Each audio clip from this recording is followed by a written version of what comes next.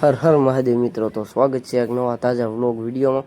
સવારમાં regular routine બધું done કરી દીધું છે અને સવારમાં દોઈને બધું કામ ડન કરીને બધાને કહી દીધી છે ઝાડની નીણ. અને અત્યારમાં આપણે ઝારી વાટીએ પછી, કારણ કે ઘરેથી બધા જવાના હતા પ્રસંગમાં અને આપણે જવાનું છે દુકાને. તો નીણનો બંદોબસ્ત બધો થઈ ગયો છે.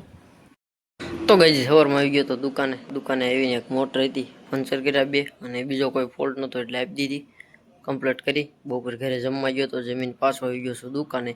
અને હાલ હાજર કંઈ કામ છે નહીં, જો કંઈ કામ આવે તો બતાવીશ. બાકી બન્યા રહીજો વ્લોગમાં અંત સુધી.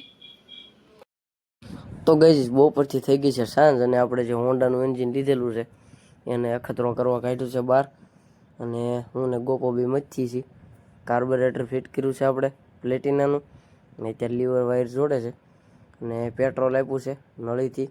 બેકગ્રાઉન્ડમાં લગ્નના ગીત વાગે છે, વરઘોડો છે એટલે પાછળથી ડબિંગ કરવું પડે છે. કાંઈ વાંધો નહીં, તમે જોઈ લેજો તમારી રીતે. તો આગળ કિક મારીને ચાલુ કરી ઇગ્નિશન કોઇલને બધું કમ્પ્લીટ કરી, અને તો પછી બતાવીશ તમને મિત્રો. પછી દુકાને એ આપણે જે એન્જિન હતું એને ઇગ્નિશન કોઇલ ને બધી કનેક્શન આપ્યા. અને પેટ્રોલ આપણે જે પ્લેટિનાનું એક જૂનું કાર્બેટર હતું એના દ્વારા ટ્રાય કરી તો બરોબર કાર્બેટર કામ નહોતું આપતું, એટલે સાફ કરવું પડે એમ હતું. તો સીધી પેટ્રોલની શેડ અંદર નાખી અને ચાલુ કર્યું હતું. એન્જિન તો કમ્પ્લીટ જ છે. ઘણા સમયથી હું પડ્યું હતું એટલે ક્લચ પ્લેટ ને એવું કદાચ ચોટ્યું હોય, પણ ઓઇલવાળું હોય એટલે ન વાંધો આવે. તો પછી આવી ગયા ઘરે આવીને બે ભેંસોની દોવાઈ કરી લીધી અને અત્યારે વાળું પાણી કરી લીધું છે. બધાને કરવાની છે કુકરની નીણ, પણ ઓગટ કાઢે છે. એનું કારણ છે કે ગયા વર્ષની એના આગલા વર્ષની દેશી ઝાર હતી આપણે, એ અત્યારે હેઠેથી કાઢીને ખવારી છે, એટલે થોડોક બગાડ તો રહે, પણ કાંઈ વાંધો નહીં. હવે 15-20 દિવસમાં રસકોણ ઓલું ઘાસ ને બધું થઈ જાય એટલે પાછું રાબેતા મુજબ લીલું આવવા મળશે. બધાને કહી દઈએ કુકરની નીણ, અને મળીએ કાલે સવારે. The next day.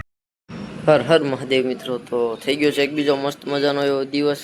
ઘરે સવારમાં ઢોરાનું બધું કામ ડન કરીને આપણે આવી ગયા છીએ દુકાને, અને જવાનું છે અમરેલી.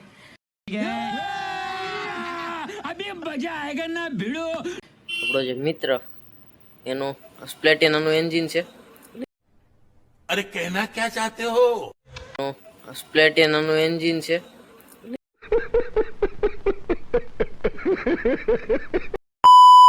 થઈ જવાનું છે એક્સચેન્જમાં હાટે. બીજું સારું એન્જિન મળતું હોય તો લેતા આવશું.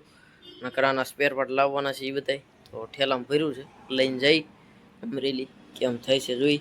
આપણે જ્યારે એન્જિન લેવા ગયા ત્યારે એક વાડે ગયા હતા, ત્યાં વિડીયો ન શૂટ થયો, તો આજ જો ત્યાં જઈશું તો સેકન્ડમાં, એટલે આમ માનો ને કે સ્ક્રેપમાં આવેલી ઘણી ગાડીઓ કન્ડિશન સારી હોય એન્જિન ને બધું.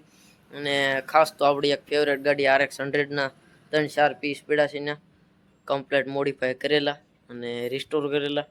તો ટાઈમ મળશે તો તમને બતાવીશ. અને જઈએ આજે અમરેલીની બજારોમાં. બન્યા રહીજો વ્લોગમાં અંત સુધી. હા તો મિત્રો, અમરેલી કાંઈ આપણને એન્જિનમાં જામી નહીં, એટલે આપણે પહોંચી ગયા હતા કુંડલા. અમરેલીથી 31 કિલોમીટર કાપી નાખ્યું. અને જોઈ શકો છો આ કેવી ગાડીઓ પડી છે સ્ક્રેપમાં.